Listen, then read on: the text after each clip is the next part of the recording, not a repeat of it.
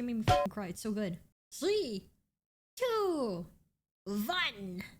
There are spoilers in this video. Yakuza 0 is a groundbreaking business management and unhinged violence simulator where the player is tasked with the thorough exploration of people's faces using your fists. In this Oriental-inspired entertainment product, it's up to you to beat dastardly criminals nearly to death, manage the economy, manage women as a pimp, do the yoinky sploinky, grant pizza to the illiterate, and so much more. Amazing in the fucking quest, by the way. of a murder mystery crime drama incited by rampant real estate speculation. This is some amazing fucking background music, absolutely based. KIRYUUUU-CHAN and Goro meningitis as they prowl the streets of that weird city from Persona 5. Along the way, doing an excess of justified self-defense mugging to spend their ill-gotten gains on increasingly odd behavior, all in an effort to untangle a sinister power struggle taking place within the Silly Spaghetti People Club, with such esteemed members as the entire cast of Goodfellas and a Sundowner from the Metal Goose series. Of course, innocents will be caught in the crossfire. It's an inclusive game, but whether I was on the stage, getting invested in the plot, performing gentrification, or just watching literal in-game pornography, I was always held at the edge of my seat, wondering what could possibly come next. So despite the darkness and absolute certain murder, it maintains a tonal dissonance I can only describe as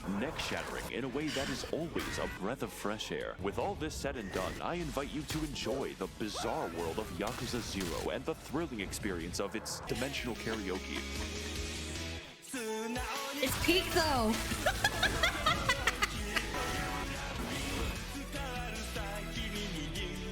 Oh, I was wondering. I was like, will we have a second show you, Mr. Libido? Oh my god. Ooh. Alright, but max0r, which style is the best? Which style of fighting is the best? Because there's only one correct answer from Majima.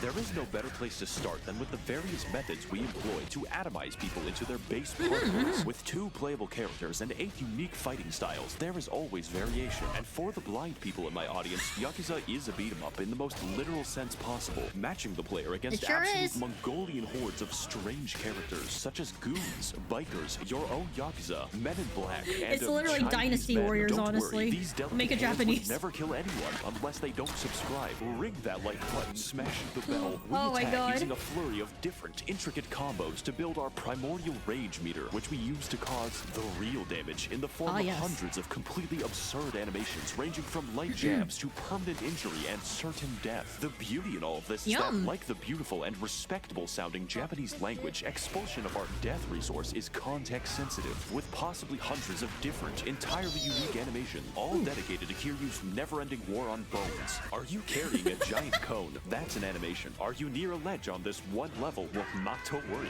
Or maybe you just have a box. Serve that shit me up getting thrown off the fucking ledge there. Every single takedown is this gratuitously violent. But don't worry, neither of our characters canonically kill anyone. We just give them lifelong disabilities that are worse than death. Since I'm feeling generous, let's talk about exactly how. Playing as Kiryu-Kazoo, our fighting styles consist of the Brawler, a classic, fast-moving fighting style focused on replicating the police experience. Rush Hour, a quick-attacking and dodge-heavy moveset well-suited to cowards. And Monkey Mode, which instantly adds several hundred pounds of muscle mass that you then have to drag around. Was definitely it's my not favorite very good. Switching to our next character, Pirate Captain Goro Majima gives us the funky styles. As a thug, we have a wide range of generic moves and the fucking neck-snapping power. I don't think they're going to get back up. As a breakdancer, yes, definitely haven't murdered anybody, by the way. We sacrifice takedowns for style in the most absurd and flashy way possible. And as a slugger, we cheat by pulling out the fucking baseball bat and wield it like nunchucks, letting us hit quite hard and exploit every boss in the game. He just can't do anything. On top of this, there are 2 secret fighting styles normally I never saw. Wait, what are these? Player, and unfortunately, the process for their acquisition is very interesting. One might say physically painful. As early as Chapter 7, you're given the business opportunity of establishing a whore monopoly, and Majima takes it with great enthusiasm. I didn't know this existed. The final fighting style, we will have to run our cabaret club well enough to unseat the 5 prostitution daimyo of Japan. It'll be a fun side quest, I told myself, just like Oblivion. That's a fun game. Oh boy.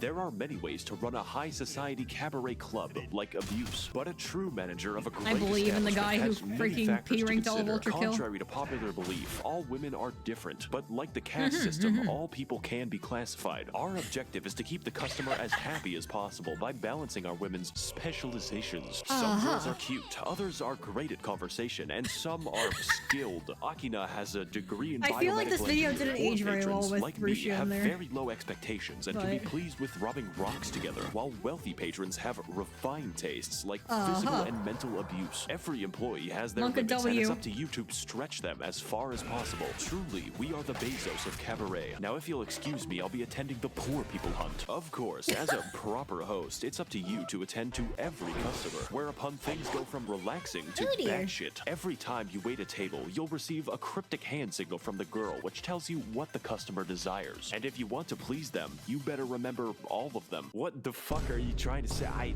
don't, I'll be back with a gun. And just in case this wasn't painful, every time you go to a new table, the game will throw a fucking flashbang. Oh my. So over the course of a never-ending grind, I was given the most painful migraine I will ever get in my life. This screen and this music inspire my killing urges. By the way, this game is a beat-em-up, so to conclude our cabaret adventure, our reward is the Mad Dog style, which allows you to wield a knife and sprint at fucking breakneck velocity, striking your foes like a cracked-up Doberman and unlocking takedowns that straight-up kill people. Oh fuck, that looks pretty sharp. Anyways, good luck. I was wondering about that because I hadn't seen those animations before. Oh my gosh. It's one that I would never repeat ever again. So when I heard that unlocking the other secret style involved 8 hours of the real estate quest, I probably had a PTSD attack.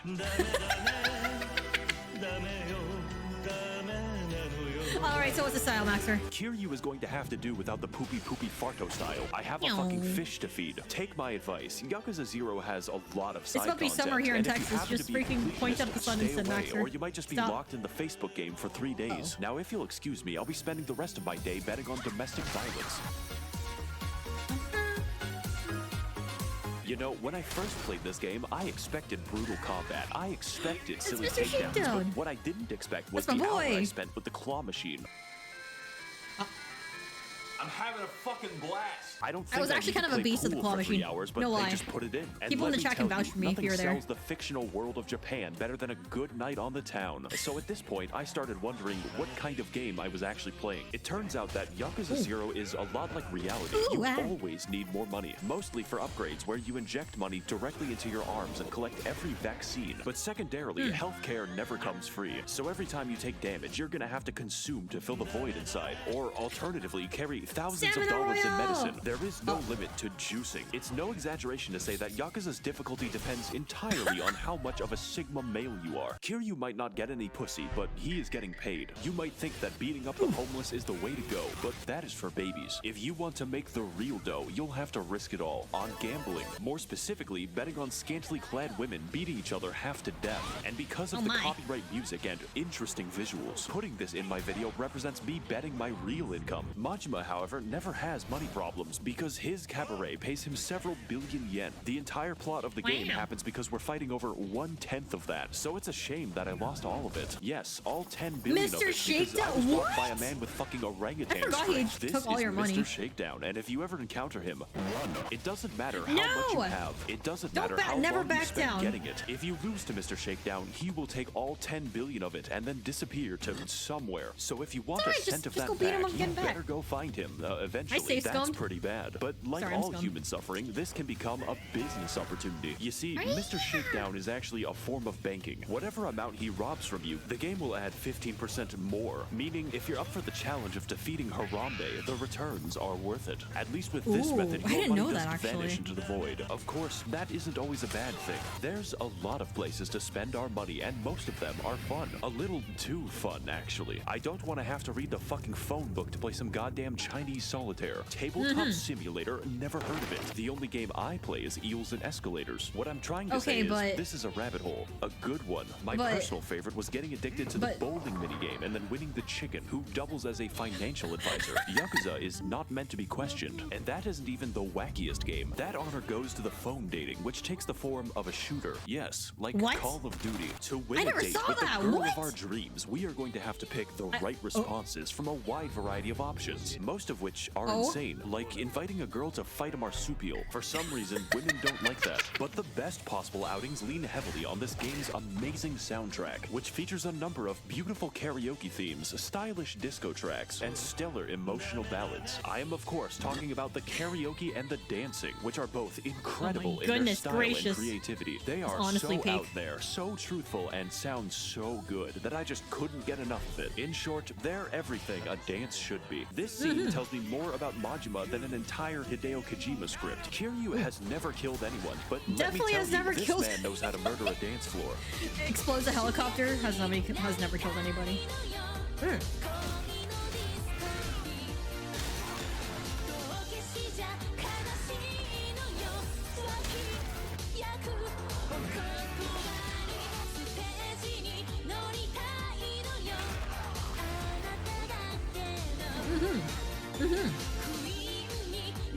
Question with the best. And yet, that's not even half the fun, because Yakuza 0 contains an array of interesting, meaningful, and necessary side quests, which allow the player to engage in a variety of small stories, ranging from pizza delivery to replacing a phone battery. That one's a little boring. You can even roleplay as a Persona fan by following a child around the city. Often, these quests will have entirely unique fights and challenges, accompanied by complex moral judgment and logic puzzles. In one instance, I was given the task of infiltrating the cult of Munancho, whereupon I had to learn the practice of SHURE PIPI, the acquisition of Kulipas, and the greeting of munancho, at which point the game tested me on their exact definitions. I promptly beat their leader to death. In another instance, Kiryu teams up with the famous movie director Steven Spinning, known for his hit film Indian Jeans, to complete a music video with famous international pop star Miracle Johnson. I was hired to beat the extras to death. Now that I think about it, every side quest ends with a trip to the hospital, except for the pizza one. That ends in love. It's not delivery, it's DiGiorno. This stands in stark contrast to the actual plot of the game, which is played completely straight. Taking everything I've said before into account, you might think this is weird, and sometimes it is. One day,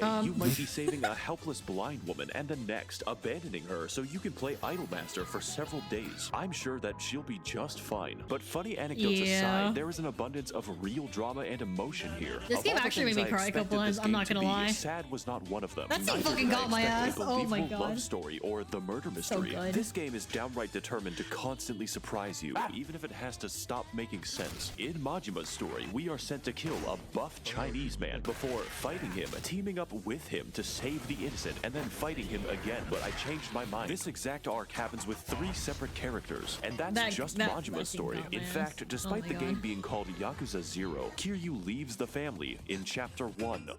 Then he fucking rejoins it. Every antagonist has so much goddamn personality that you just don't know when you're gonna be friends with them. Every man is vying for power and control, but each does it for their own distinct reasons. Wano is a Genshin Impact player who only desires money and women. Kuze is a boxer who wants to fight a lot. Is so fucking base, is obsessed with power, and Nishitani is the Joker. Enemies become friends, friends become enemies, and Kuze will not leave me alone. The only character who's actually not interesting is essentially Chinese Spider-Man. This guy freaked me out, I'm not gonna lie. Still freaks me out watching this. Holy shit, whose defining feature is that he's ugly. Unless you play the Chinese version of the game, then he's weirdly handsome and also on the cover. But even when playing in the most serious of circumstances, the game still catches you off guard. Hell? A tense deal with a Yakuza boss can change seemingly at random into a ridiculous combat encounter. I did not know that. What is that? Or in the case of Majima, a visit to the CIA becoming a fever dream in which you have to fight the buff cross-dressers. The game cares more about good gameplay and fun story than actually making sense. It's quite refreshing. When Yakuza gets serious, it really means something, and when it's being silly, it's absolutely cathartic. Everything has impact, unless it's a gun. We haven't killed anyone, by the way. All in all, Yakuza is more true to life than any other game I've ever played. Not by making sense or being realistic, but emotionally. At the beginning of this game, Kiryu is just kind of a cool buff guy, but after exploring his friendship, seeing him have fun and just interacting with people, I realized that this is much more. So when things take a bad turn and we're at our lowest point, you really feel it more than almost any other game. Yakuza is about life, with all the beautiful ecstasy, awful tragedy, and everything in between. Ooh, that's a Fights hella are spoiler. never just fun in Yakuza. They can be comedic, cathartic, or just really goddamn cool. Activities make you feel like a part of the world, The last fight on and the every boat. cutscene is filled with emotion and personality. When I first played, I thought that Yakuza was all over the place, that it was somehow messy. But now I realize that Beautiful life is what it is. fucking messy, and Oh my that's God. okay.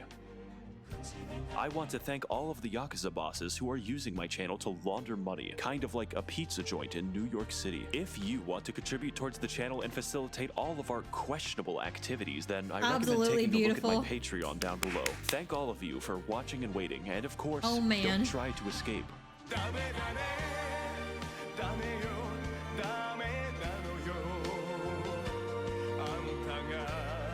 好きで